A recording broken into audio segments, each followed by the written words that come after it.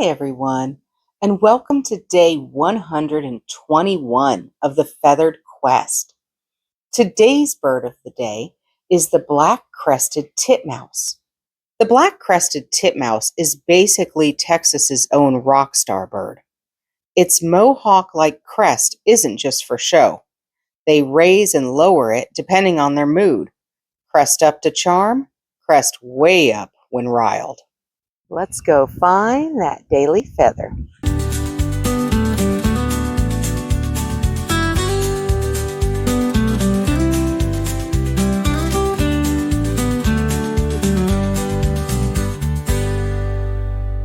Well, thanks for coming along with me today, guys. Remember, you are loved and the world is full of wonder. So, did we find our bird of the day?